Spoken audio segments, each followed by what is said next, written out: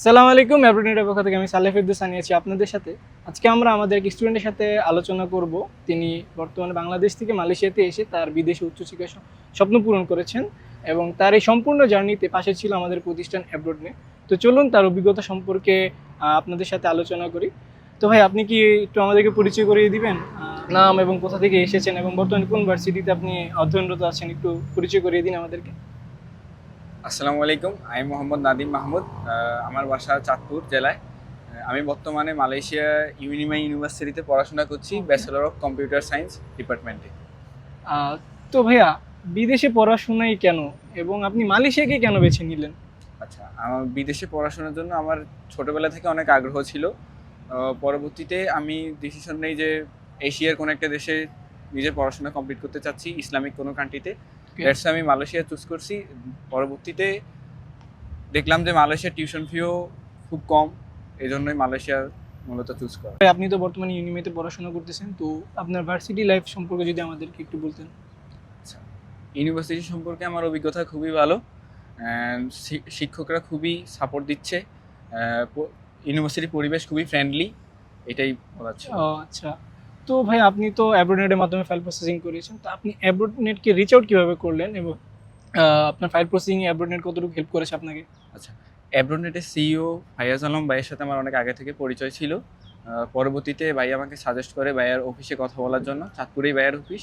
দেন আমি অফিসে কথা বলি, ওখানে যারা কনসালটেন্ট ছিল তারা আমাকে খুবই সহায়তা করেছে। পরবর্তীতে আমি ডিসিশন নেই যে ভাইয়াদের মাধ্যমে ফাইল প্রসেস করব। দেন আবেদন করা হয় আর কি। ভাইয়ারা ভিসা প্রসেস থেকে শুরু করে সব কিছুতেই আমাকে খুব সাপোর্ট দিয়েছে। তো ভাই, এতক্ষণ তো বললেন আপনার ভিসা প্রসেসিং সম্পর্কে, তো আপনি যখন বাংলাদেশ থেকে মালয়েশিয়াতে আসলেন, তারপর অ্যাব্রোনেট আপনাকে কি কি সুযোগ সুবিধা দিয়েছিল? আচ্ছা, মালয়েশিয়াতে আসার পরে অ্যাব্রোনেট আমাকে যে সকল সুবিধা দিয়েছে তার মধ্যে প্রথমত হচ্ছে এয়ারপোর্ট পিক আপ, দ্বিতীয়ত তারা আমাকে অ্যাকোমোডেশনের ব্যবস্থা করে দিয়েছে, তৃতীয়ত হচ্ছে মেডিকেল সাপোর্ট দিয়েছে। তো আসলে অ্যাব্রোনেটের মাধ্যমে যে সকল স্টুডেন্টরা মালয়েশিয়াতে আসে, আমরা সচরাচর সবাইকেই এয়ারপোর্ট পিক আপ হতে শুরু করে মেডিকেল চেক আপ এবং অ্যাকোমোডেশন পর্যন্ত ব্যবস্থা করে দিই। এটা অ্যাব্রোনেটের কাছে দায়বদ্ধ থাকে একটি স্টুডেন্টের জন্য।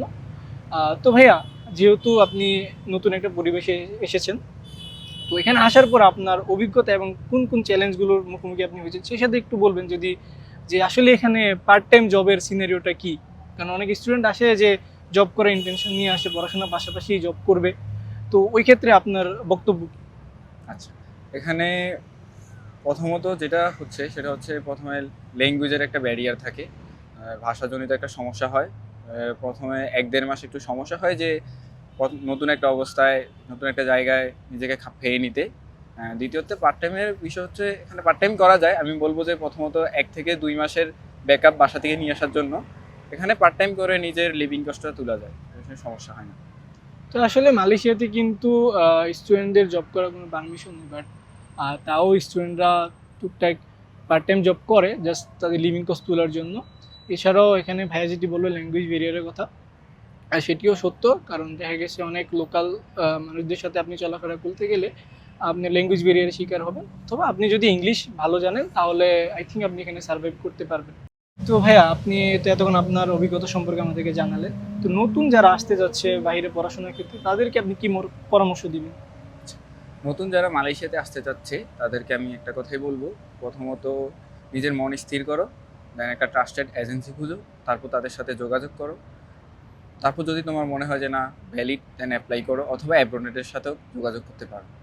আচ্ছা, তো আপনি তো ওভারঅল জার্নিটা আপনার পাশে অ্যাব্রোনেট ছিল, তো অ্যাব্রোনেট সম্পর্কে আপনার মতামত যদি আমাদেরকে দিতেন। আচ্ছা, অ্যাব্রোনেট সম্পর্কে মতামত বলতে গেলে ভাইয়েরা খুব সাপোর্ট দিয়েছে আমাকে। যখন কোনো সমস্যা ফেস করেছি ভাইয়াদেরকে জানিয়েছি, ভাইয়েরা আমাকে সাথে সাথে রিপ্লাই দিয়েছে। আমি বলবো যে যদি কোনো স্টুডেন্ট চায় অ্যাব্রোনেটের সাথে যোগাযোগ করতে পারে, ভাইয়েরা খুব সহায়তা করবে।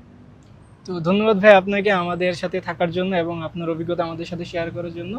এবং আমি সেই সাথে বলতে চাই, যে সকল স্টুডেন্ট বাইরে পড়াশোনা করতে ইচ্ছুক, তাদের উচিত তারা নিজে রিসার্চ করুক, তারা সকল তথ্য কোনো একটা ট্রাস্টেড মানুষ থেকে কিংবা এজেন্সি থেকে যাতে তারা পায়। সেক্ষেত্রে আপনারা চাইলে আমাদের সাথে যোগাযোগ করতে পারেন, আমাদের হোয়াটসঅ্যাপ নাম্বার কমেন্ট সেকশনে দেওয়া থাকবে, এবং ভিজিট করতে পারেন আমাদের অফিসে। ধন্যবাদ, আসসালামু আলাইকুম।